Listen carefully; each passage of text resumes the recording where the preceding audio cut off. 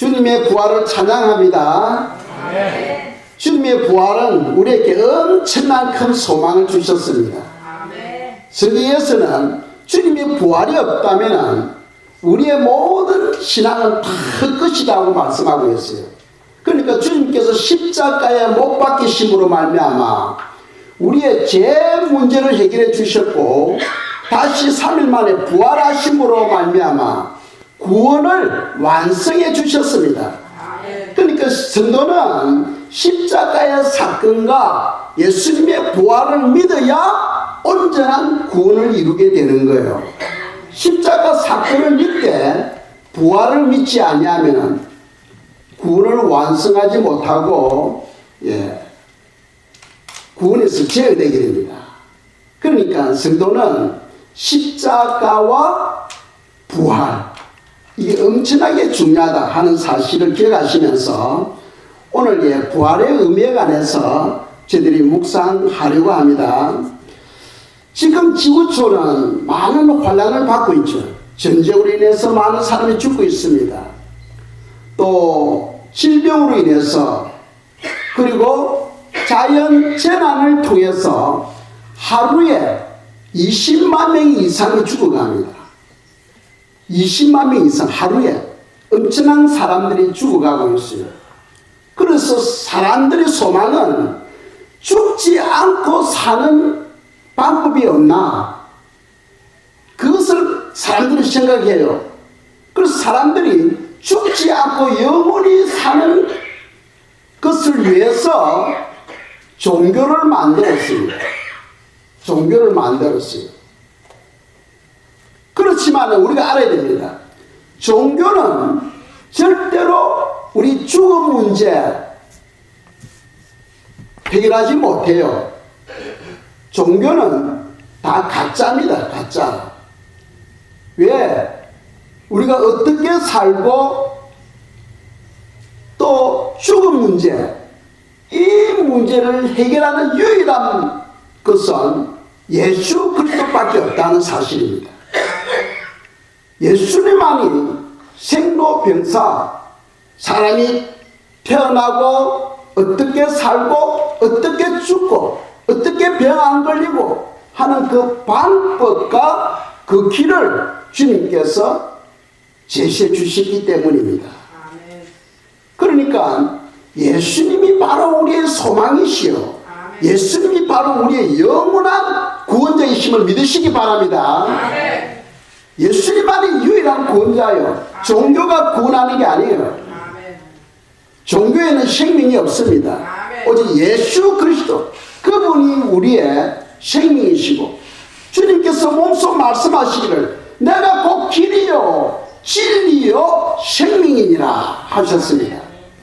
주님을 통해서만이 우리가 천국에 들어갈 수 있고 영원한 소망을 가질 수 있다는 사실을 믿으시기 바랍니다. 그래서 성경은 예수 그리스도를 통하여 영원히 사람이 죽지 않고 살아갈 수 있는 길을 제시하고 있다는 거죠. 아멘.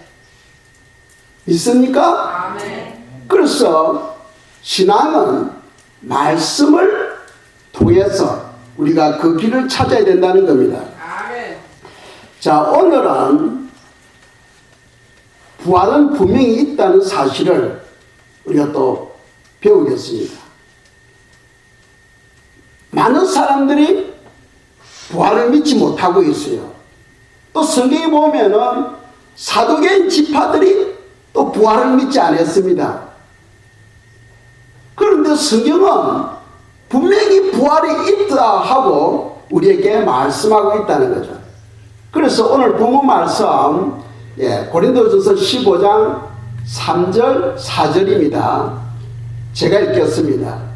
내가 받은 것을 먼저 너에게 전하여 노니 이는 성경대로 그리스도께서 우리 죄를 위하여 죽으시고 장사 지낸 바 되셨다가 성경대로 사흘 만에 다시 살아나사 아멘.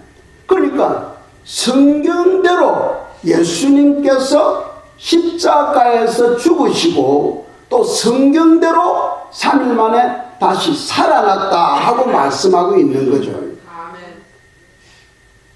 그래서 지금 사도 바울은 예수님의 그 부활을 증거하는데 성경을 통해서 증거하고 있다는 사실입니다. 기독교 신앙은 말씀 종교예요. 오늘 많은 사람들이 사람의 소리를 듣고 따라가면은 그는 멸망으로 가게 됩니다. 아멘. 우리는 말씀 중심, 하나님의 말씀이 우리에게 어떻게 가르치고 있는가 하는 것을 우리가 알아야 되고, 또 요한복음 1장 1절에서는 이 말씀이 곧 하나님이시다 하고 증거하고 있죠. 아멘. 그래서 사도 바울이 베레아 사람들에게 말씀을 가르쳤는데 그 베레아 사람들은 집에 가서 바울이 가르친 그 교훈이 성경에 있는지 없는지를 확인했다는 거예요. 우리도 그런 삶을 살아야 됩니다. 항상 신앙은 말씀이 우리에게 어떻게 가르치고 있는가, 이게 엄청나게 중요하다는 거죠. 아멘. 그래서 사도 바울도 성경대로, 즉 성경에서 가르쳐 주시는 대로 예수님께서 십자가에 죽으시고 또 성경에서 가르치는 대로 예수님께서 3일 만에 다시 살아났다 하고 이 성경을 증거하고 있는 거예요. 이 성경을 믿지 못하면 하나님의 창조를 믿지 못합니다. 그러나 성경을 믿는 사람은 하나님의 창조를 믿게 되는 거죠. 아멘. 사도 바울이 오늘 이 말씀에서 무엇을 증거하고 있습니까? 예수님의 부활을 증거하고 있는 거죠. 예수님. 4절에 보면 장사 지낸 바 되셨다가 성경대로 사흘 만에 다시 살아나사 하고 말씀하고 있습니다. 그래서 주님께서 우리 인간에게는 부활이 있다는 사실을 그분이 몸소 보여주신 거예요. 분명히 죽으시고 장사되시고 3일 만에 다시 살아났다는 거죠. 살아났다. 그래서 주님은 부활의 첫 열매가 되시고 누구든지 예수 그리스도를 믿는 영혼들도 그분과 함께 부활에 참여하게 되는 거예요. 그러니까 우리 기독교는 부활은 큰 소망이 되는 겁니다. 큰 소망이 되는 거예요. 그래서 성도들은 우리가 신앙생활을 할 때 항상 부활에 대한 소망을 가지고 살아야 됩니다. 장차 때가 되면은 우리가 신령한 몸으로 성경은 부활된다고 말씀하죠. 그래서 오늘날 사람들이 예수님이 부활하는 걸 어떻게 믿어? 하고 이야기하잖아요. 왜? 성경을 안 믿으니까. 그래서 주님께서는 그런 영혼들을 위해서 자연을 통하여 또 계시하고 있어요. 자연을 통하여. 예를 든다면은 매미 보세요. 매미는 유충으로 땅 속에서 6년 내지 7년 동안 땅 속에서 나무의 진액을 먹으면서 살고 있어요. 그러니까 6년 내지 7년 동안 땅속 그 캄캄한 곳에서 살다가 때가 되면은 땅 속에서 나와서 껍질을 벗고 매미가 되는 거예요. 매미가 되면 날아다니잖아.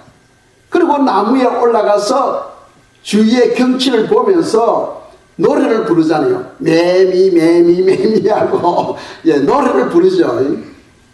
그러니까 자연 계시를 통해서 부활은 분명히 있다 하는 것을 보여주는 거예요. 그러니까 매미를 보면은 땅 속에 유충으로 있을 때의 삶과 매미로 있을 때의 삶을 비교해 보면은 엄청난 변화죠. 또 잠자리를 우리가 볼 수 있어요. 잠자리는 유충으로 있을 때는 물 속에 있습니다.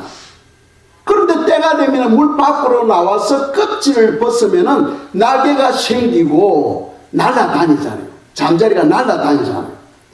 그러니까 유충으로 있을 때와 잠자리로 있을 때의 그 삶은 엄청난 변화죠. 그러니까 부활되기 전에는 우리는 늙어갑니다. 그리고 또 병들어요. 그리고 때가 되면 다 죽잖아요. 저도 죽고 여러분들도 죽습니다. 그런데 부활된 몸은 늙지도 않아요. 병들지도 않아요. 죽지도 않아요. 그러니까 부활되기 전과 부활되었을 때 그 비교는 엄청난 차이가 나는 거예요. 그래서 우리 기독교인들은 부활이 우리에게 엄청난 큰 소망이 된다는 거예요. 부활을 믿지 아니하면 불쌍한 겁니다. 부활을 믿지 아니하면 그런 영혼은 불쌍한 거예요. 우리는 부활을 믿기 때문에 소망 안에 거할 수가 있는 겁니다.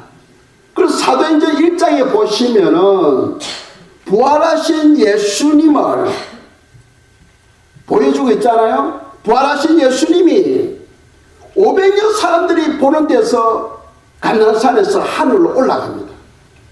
성천하는 모습을 보여줘요. 그러니까 500여 사람들이 예수님의 그 부활하신 그 모습을 보게 되는 거죠. 보게 되는 겁니다. 그 사도행전 1장에 기록되고 있잖아요. 그런데 우리는 그걸 볼 수 없잖아. 그런데 우리는 무엇으로 믿어요? 성경에 기록된 것을 믿는 거예요. 눈으로 보지 못하지만은 말씀을 믿고 아멘 하는 자가 복이 있는 거예요. 눈으로 본 자보다도 보지 못하고 믿는 자가 더 큰 복된 줄 믿으시기 바랍니다. 예. 우리들은 그러한 엄청난 축복 안에 있다는 거죠. 자, 고린도전서 15장 51절 52절입니다. 함께 읽겠습니다. 보라, 내가 너희에게 비밀을 말하노니 우리가 다 잠잘 것이 아니요 마지막 나팔에 순식간에 호련히 다 변화되리니 나팔 소리가 나면 죽은 자들이 썩지 아니할 것으로 다시 살아나고 우리도 변화되리라. 아멘. 그 51절에 보면은 지금 사도 바울이 성도들에게 비밀을 이야기한다. 비밀. 무슨 비밀이냐? 마지막 나팔에 순식간에 호련히 다 변화되어진다. 그러니까 신앙생활 하다가 돌아가신 분들 있잖아요. 그분들은 지금 무덤 속에 있거든. 무덤 속에 잠자고 있는 그 영혼들이 무덤이 갈라지면서 다시 살아나 나오게 됩니다. 무덤에서 나오게 돼요. 그것을 부활이라고 이야기합니다. 부활은 죽은 자가 다시 살아나는 것을 부활이라고 합니다. 그런데 우리는 아직 안 죽었잖아요. 우리는 주님이 공중 강림하실 때에 우리는 부활되는 것이 아니고 변화되어지는 거예요. 변화되는 거. 그래서 52절에 보면은 나팔 소리가 나매 죽은 자들은 썩지 아니할 것으로 다시 살아나고 우리도 변화되리니. 우리는 변화되는 거예요. 우리는 안 죽었으니까. 죽었다면 부활되는데 우리는 아직 안 죽고 살아있으니까 우리는 몸이 신령한 몸으로 바뀌는 거예요. 그래서 죽은 자들이 부활되어서 일어나고 우리는 변화되어지고 함께 휴거 때 하늘로 올라가는 거예요. 그리고 휴거가 있고 난 다음에 이 땅에 엄청난 대환란이 오게 됩니다. 풍선하죠. 풍선. 풍선이 바람을 불면 이렇죠. 풍선. 그런데 그 바늘로 질러가지고 바람을 싹 빼버리면 어찌 됩니까? 쪼글쪼글 하면서 쪼글해서 버리죠. 이 땅이 하나님의 자녀가 이 땅에 있기 때문에 살만해요. 여러 가지 전쟁도 있고 질병도 있고 고통도 있지만 살만해. 그런데 하나님의 자녀들이 갑자기 휴거되어 버리면 싹 하늘 올라가 버리고 나면은 이 땅은 바람 빠진 풍선과 같아. 졸지의 대환란과 아수라장이에요. 아수라장. 자, 52절에 보면은 나팔 소리가 나매 죽은 자들이 썩지 아니할 것으로 다시 살아나고 우리도 변화된다는 거예요. 그럼 그 나팔 소리가 언제냐? 우리 몰라. 모르는데 우리가 생각할 수 있는 것은 무엇이냐 하면은 일곱 절기가 있잖아요. 일곱 절기. 일곱 절기는 바꾸지 못하도록 하나님께서 여호와의 절기다 하고 말씀하고 있어요. 그래서 그 일곱 절기는 봄 절기와 가을 절기로 나누는데 봄 절기는 이미 이루어졌어요. 예를 들어서 6월절, 구원을 상징하죠. 또 초실절, 부활하신 날이 초실절이에요.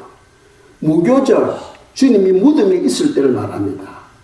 오순절, 성령 강림을 말하죠.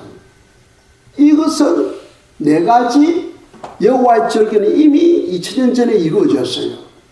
그런데 안 이루어진 가을 절기가 있어요. 그게 나팔절과 속죄절과 초막절 이 세 개가 있어요. 이건 아직 안 이루어졌어. 이게 이루어지면 동시에 한 달 안에 이것이 다 이루어져요. 그래서 나팔 소리, 마지막 나팔 소리, 이게 언제냐면 바로 나팔 절길 때 부르는 마지막 나팔로 우리가 생각할 수 있어요. 그래서 나팔절은 매년 있잖아. 금년에는 10월 3일이 나팔절입니다. 또 내년에 그 다음에 몰라요. 그런데 그 나팔절기가 오면은 혹시나 주님께서 금년에 오시지 않을까 하는 그런 기대감을 가지고 성도들은 기도로서 준비해야 되는 준비. 오고 안 오고는 하늘 마음이니까. 우리는 그런 나팔절이 가까이 오면은 성도들은 혹시 금년에 하는 그런 마음으로 준비할 줄 알아야 된다는 거예요. 그게 바로 지혜라는 거예요. 예. 그래서 나팔 소리가 나면 52절 나팔 소리가 나면 죽은 자들이 썩지 아니할 것으로 다시 살아나고 우리도 변화되리니. 그래서 마지막 나팔 소리에 우리 모두가 신령한 몸으로 바뀌어버리는 거예요. 그때 우리의 모습은 늙지 아니하는 몸으로, 병들지 아니하는 몸으로, 죽지 아니하는 몸으로, 그리고 새로운 몸으로 바뀌어버리는 거예요. 예를 들어서 할머니 할아버지가 그 모습으로 부활된다면은 안 좋은 거예요. 그 부활의 모습은 다 젊은 사람이 다 똑같은 19, 20 이런 몸으로 다 바뀌어버리는 거예요. 저도 그런 기대감을 가지고 살고 있습니다. 예, 저도 그런 기대감을 가지고 살고 있어요. 여러분들 다 젊은 꽃다운 몸으로 다 바뀌어버리는 거예요. 그리고 늙지 않고 병들지 않고 죽지 아니하는 몸으로 그냥 순식간에 바뀌어진다 하고 성경에서 그렇게 가르쳐주고 있는 거예요. 그러니까 우리에게는 엄청난 기대감과 소망을 가지고 신앙생활하는 거예요. 이건 기독교밖에 없어. 다른 종교에는 부활 신앙이 없잖아. 그래서 우리가 바른 신앙을 가지고 신앙생활을 한다는 것, 이게 엄청난 축복이라는 사실을 믿으시기 바랍니다. 자, 부활은 분명히 있습니다. 믿습니까? 아멘. 성경에서 약속하고 있고 자연 계시를 통하여 말씀하고 있고 또 주님께서 몸소 부활이 있음을 증언하셨어요. 아멘. 그래서 이 시간에는 그러면 부활됨으로써 부활에 대한 의미는 무엇인가 하는 것에 대해서 몇 가지를 저희들이 묵상하도록 하겠습니다. 왜 우리가 부활을 기다립니까? 우리의 부활은 상금과 함께 구원을 완성하는 날이 되는 거예요. 구원을 완성하는 날. 상금과 함께. 지난주에 우리가 배웠잖아요. 우리가 예수 그리스도를 믿으면은 다 구원을 받고 신앙생활을 한다고 했죠. 우리는 이미 다 예수 안에서 구원받은 줄 믿으시기 바랍니다. 우리는 이미 구원받았어요. 그래서 우리는 천국 백성이 되었습니다. 그런데 천국에 들어가면은 천국에서도 이 땅에서 여러분들이 어떻게 신앙생활을 했느냐에 따라서 천국에서 열매가 다른 거예요. 영광이 다르다고 성경은 말씀하고 있어요. 영광이 다르다는 거예요. 다들 예수를 믿음으로 천국에는 들어가는데 천국에서의 영광은 사람마다 다 다르다는 거예요. 왜? 우리가 예수님 믿고 죽을 때까지 어떻게 신앙생활을 했느냐에 따라서 열매로 결정되어진다는 거예요. 열매로. 그래서 우리는 이미 구원을 받았지만은 더 좋은 부활, 더 아름다운 부활을 위해서 우리가 열심히 신앙생활을 하는 거예요. 우리에게 주시는 교훈이 바로 그런 겁니다. 자, 우리가 구원에는 세 단계가 있어요. 세 단계. 우리 몸은 무엇으로 되어 있습니까?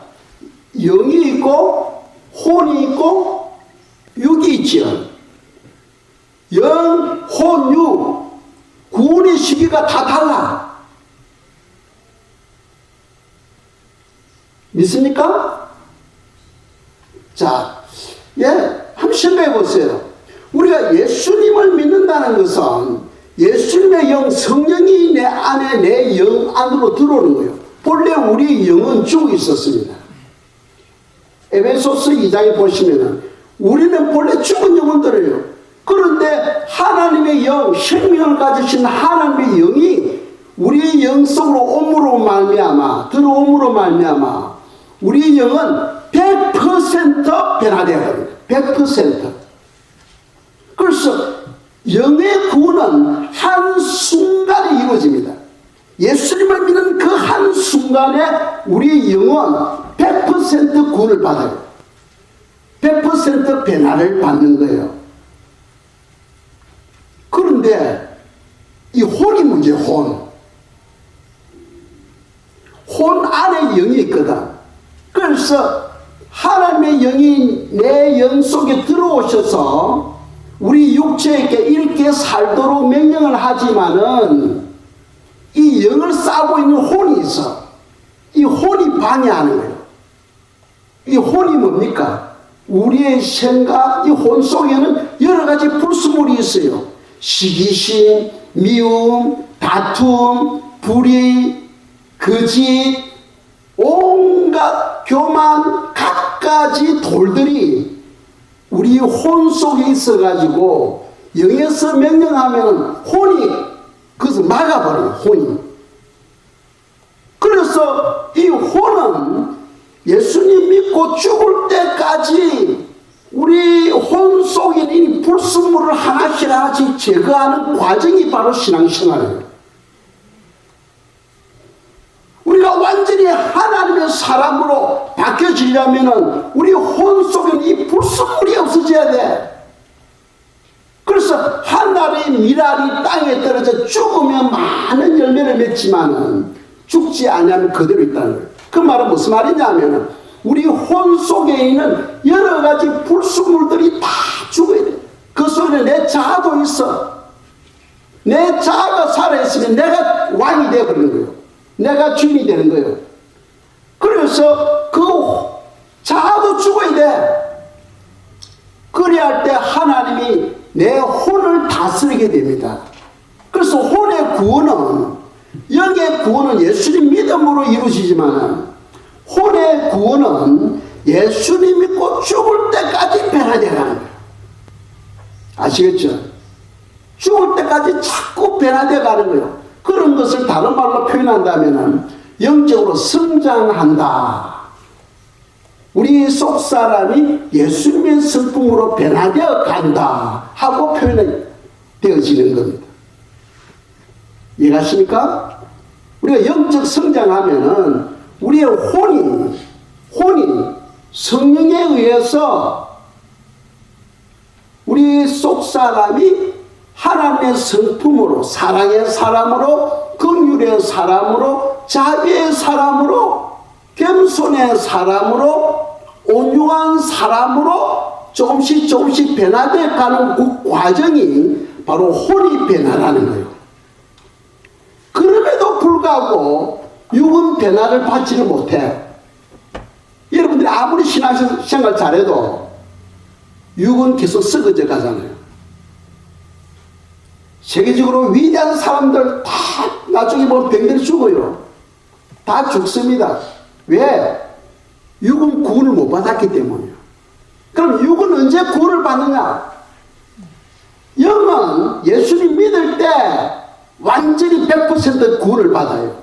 혼은 예수를 믿고 죽을 때까지 점점 변화를 통해서 구원받아 가는 거예요. 구원을 이루어가는 거예요.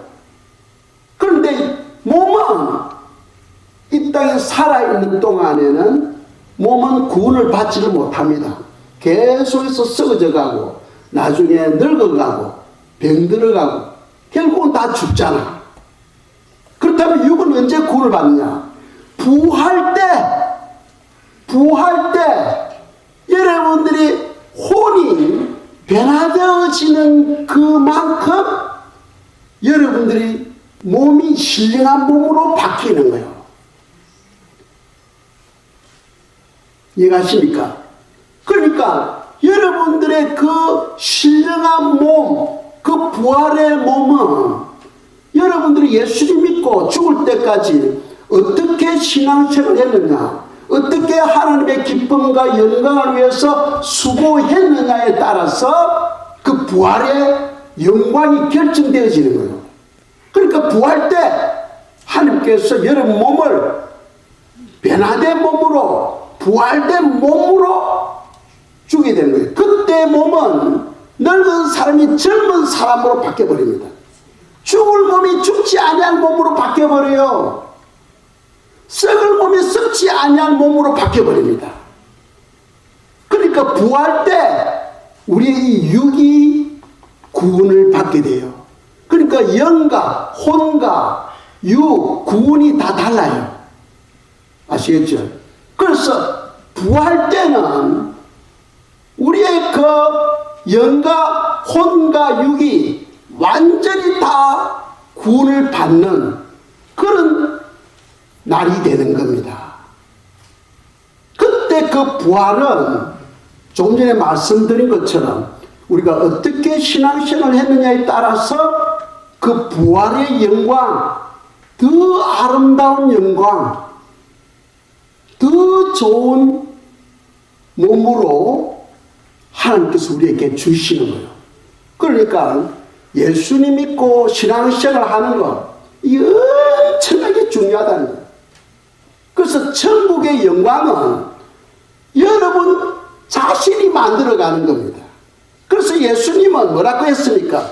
천국은 침노하는 자의 것이다 하고 말씀했어요. 천국은 침노하는 자의 것이다. 우리가 얼마만큼 하나님의 기쁨과 영광을 위해서 침노했느냐에 따라서 여러분들에게 주어지는 영광이 달라지는 거예요. 그 영광은 여러분에게 달린 겁니다. 그러니까 우리가 부활되었을 때 주님 내 부활은 별로 안 좋은데요. 그 불평 못하는 거예요.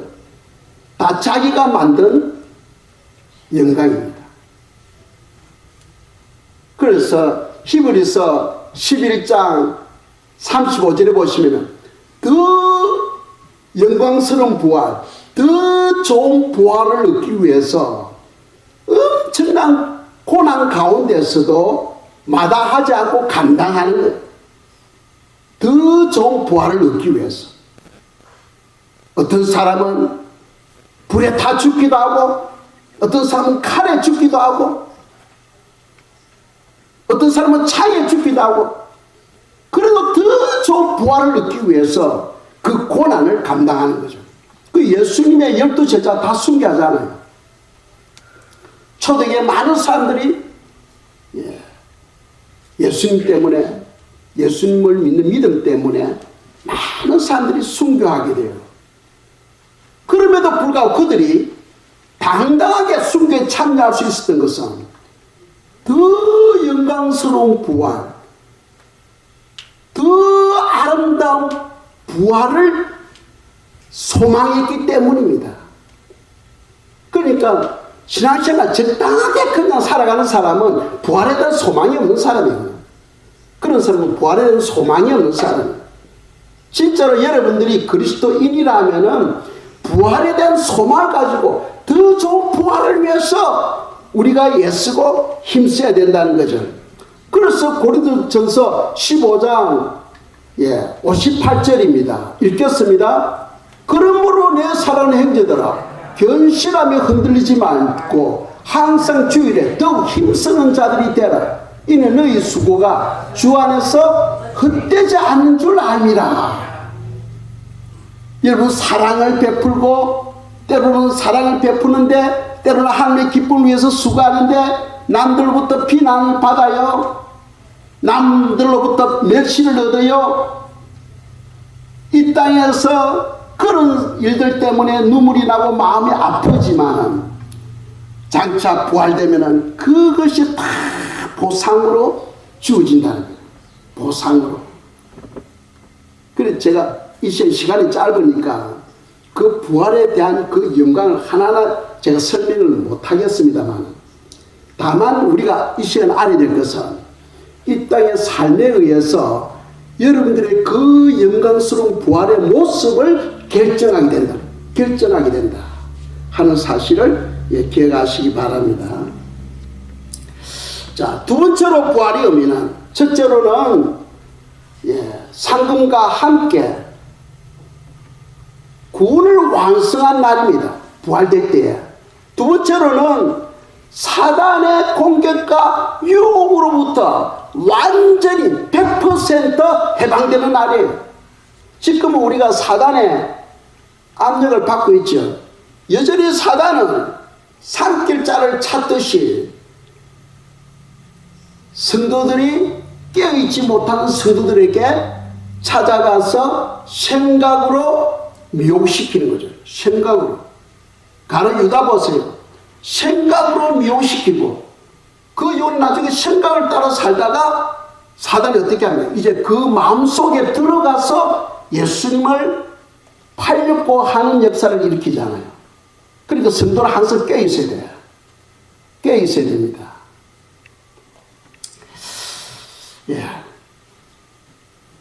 자, 사단의 공격이나 유혹으로부터 100% 완전히 해방되는 날이다. 언제? 부활 때. 우리가 딱 부활 때 버리면 더 이상 사단이 우리에게 접근을 못해요. 그런데 우리는 지금 아직 부활되지 않았잖아. 그렇죠? 아직 우리는 부활이 안 됐어. 그러니까 사단이 우리 주위를 맴돌고 있어요. 그래서 틈만 보이면은 생각으로 공격을 합니다. 때로는 우리에게 병도 주고 때로는 어떤 사고를 당하기도 하고 하는 거예요. 그런데 이걸 알아야 돼요. 우리는 지금 예수님을 믿음으로써 하나님의 자녀가 되었잖아요. 믿습니까? 하나님의 자녀가 되었으니까 사단이 함부로 우리를 공격 못해. 우리는 하나님의 자녀니까. 그럼에도 불구하고 우리에게 병도 오고 고난도 오잖아요. 그건 왜 그렇습니까? 하나님이 허락하기 때문이에요. 하나님이 허락하기 때문에. 욥기를 보시면 알 수 있죠. 욥기. 구약의 욥기를 보시면 알 수 있어요. 사단이 욥에게 갈 때 하나님으로부터 허락을 받아야 돼. 하나님이 허락할 때만 사단이 공격할 수 있어요. 근데 우리는 하나님의 자녀인데 왜 하나님이 허락하십니까? 그 이유가 있어요. 그건 하나님의 본심이 아니에요. 어쩔 수 없이 허락하는 거예요. 첫째로는 우리가 믿음이 안 자랄 때 믿음이 자라도록 하기 위해서 사단이 들어가서 손을 대도록 하나님께서 허락하는 거예요. 그 사람은 좋을 때는 몰라. 고난 당하면은 주여 살려주시옵소서, 주여 살려주시옵소서 기도하잖아. 성도들이 기도 안 하고 있으면은 기도하도록 하기 위해서 하나님께서 울타리를 조금 벗겨주는 거예요. 그 틈을 통해서 사단이 들어가서 놀아치라는 거예요. 그러니까 하나님의 본심이 아니지만 우리의 영적 성장을 위해서, 믿음 성장을 위해서 허락하는 거예요. 두 번째로는 더 좋은 부활을 준비하도록 하기 위해서 하나님께서 그 고난을 허락해 주는 거예요. 그러니까 성도들은 고난이 오기 전에 미리 엎드려야 돼. 주님을 의지해야 돼요. 주님의 도우심을 구해야 돼요. 그것이 바로 믿음이라는 거예요. 믿음. 영적 세계는 다 기도로 이루어지잖아요. 아시겠죠? 자, 세 번째 부활의 의미는 예수 그리스도와 함께 새 출발하는 날입니다. 예수님 부활은 예수님과 함께 새 출발. 지금 우리는 육은 아직 구원을 받지를 못했어. 그래서 점점 늙어가고 병들고 썩어져 가잖아요. 그 나중에는 죽죠. 그런데 부활 때는 이 육이 다시 신령한 몸으로 바뀌어버립니다. 그 더 이상 죽지 않고, 더 이상 늙지 않고, 더 이상 병들지 않는 몸으로 바뀌어버려요. 그리고 그 부활된 몸은 주님과 함께 영원한 세상을 위해서 함께 살아가는 거예요. 영원한 세상을 위해서. 그래서 부활은 주님과 함께 새 출발입니다. 새 출발.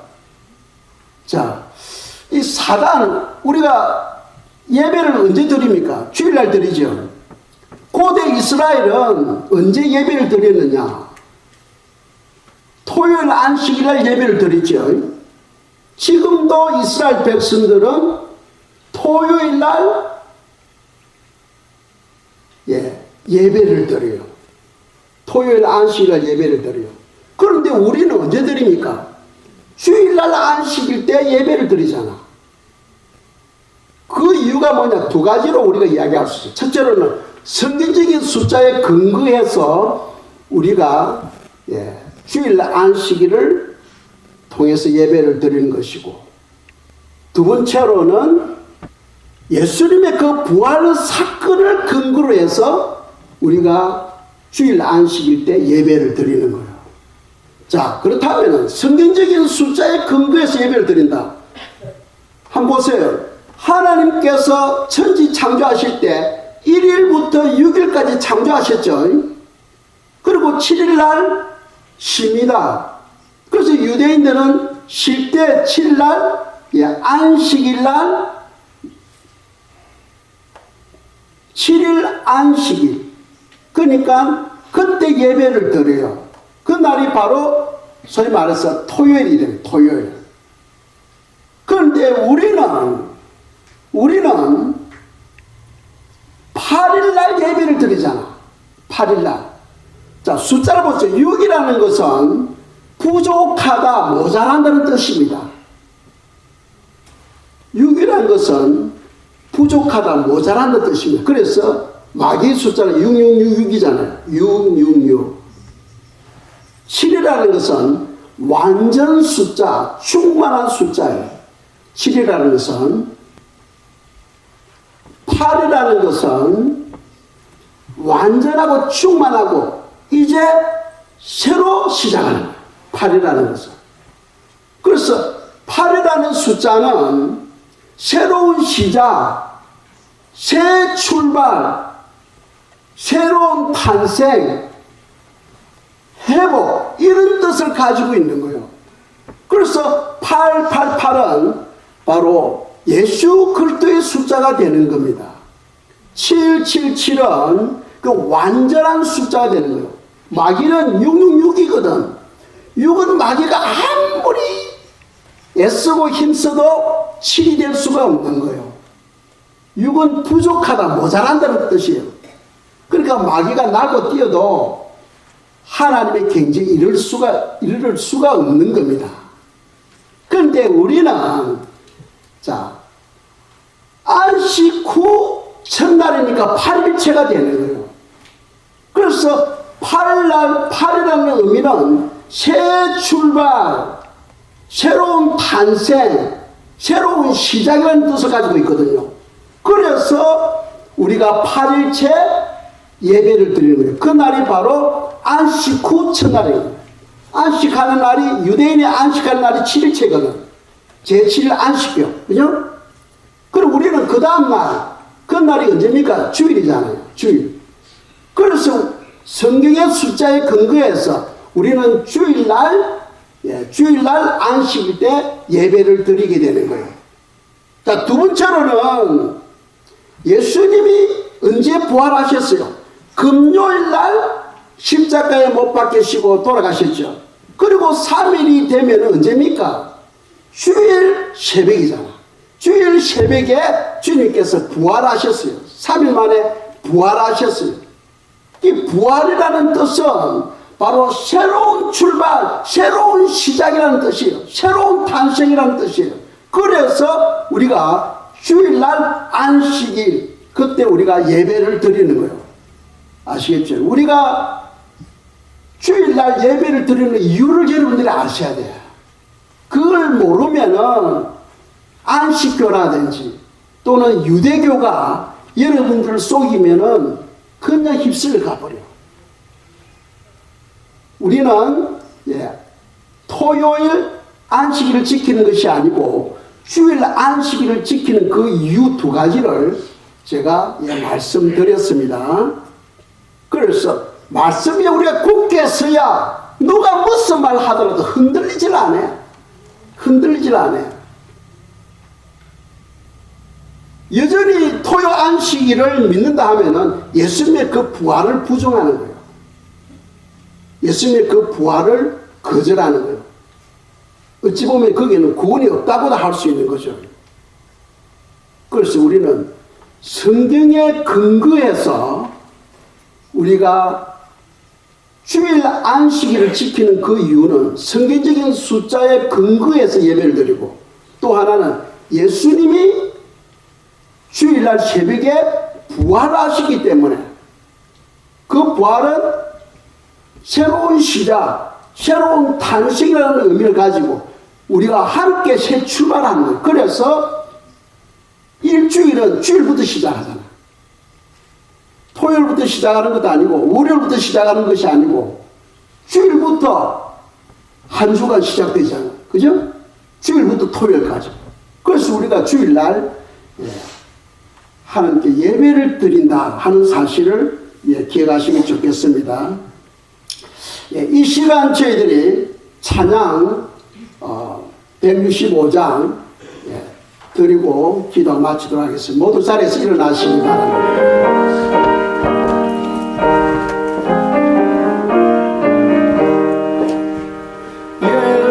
주님께 영광, 다시 사신 주, 사방 권세 모두 이기시렸네. 흰옷 입은 천사 돌을 옮겼고, 누우셨던 곳은 비어 있었네. 주님께 영광, 다시 사신 주, 사망 권세 모두 이기시렸네. 부활의 주님 나타나시사 두려움과 의심 물리치셨네. 주의 교회 기뻐 찬송하여라. 다시 사신 주님 죽어 이겼네. 주님께 영광, 다시 사신 주, 사망 권세 모두 이기시렸네. 생명의 임금 영광의 주님, 주님 없는 삶은 헛될 뿐이라. 주의 사랑으로 세상 이기고, 요단 건너 본향 가게 하소서. 주님께 영광, 다시 사신 주, 사망